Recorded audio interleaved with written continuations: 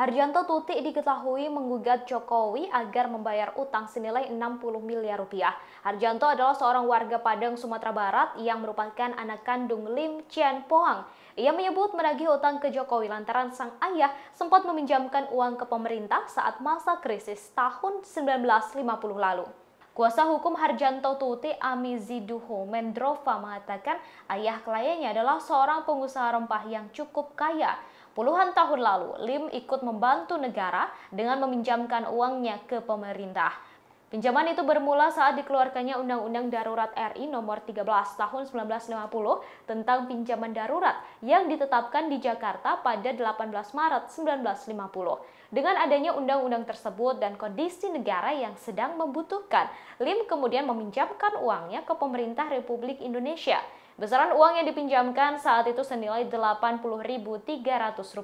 Hal itu diketahui dari bukti penerimaan uang pinjaman oleh Syafruddin Prawiranegara selaku Menteri Keuangan pada tahun 1950. Kemudian bila menurut peraturan perundang-undangan, bunga pinjaman tersebut sebesar 3% selama 1 tahun. Mendrova menuturkan, bila bunga pinjaman pokok dikonversikan pada emas murni, maka akan mendapat emas seberat 0,603 kg per 1 tahun. Terhitung dari tanggal 1 April 1950 hingga 2021, pemerintah Indonesia telah melakukan pinjaman selama 71 tahun. Jika dikalikan bunga dan dikonversikan dengan emas 0,603 kg, pinjaman itu senilai dengan 42,813 kg emas murni.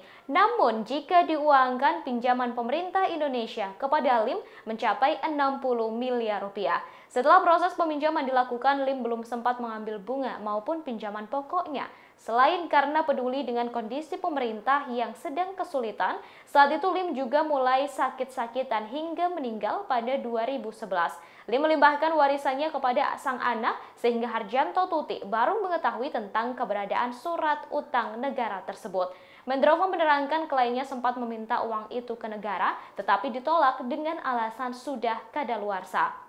Dikutip dari Kompas.com, Jumat 28 Januari 2022, Harjanto dan tergugat sempat melakukan mediasi tetapi tak menemui kesepakatan. Tergugat yakni Presiden Jokowi sebagai tergugat 1 dan Menteri Keuangan sebagai tergugat 2 serta DPR RI sebagai tergugat 3. Mereka tak bersedia membayar utang tersebut. Dalam jawaban tertulis tergugat Menteri Keuangan yang diwakili 12 orang pengacara, disebutkan masa pinjaman sudah lewat 5 tahun sehingga sudah kadaluarsa. Hal itu sesuai dengan ketentuan pasal 6 Keputusan Menteri Keuangan nomor 466A tahun 1978. Lantaran mediasi gagal dilakukan, kini perkara tersebut dibawa ke pengadilan. Ia berharap dalam persidangan mendatang, hakim bisa mengeluarkan putusan untuk memerintahkan pemerintah membayar utang kepada kliennya.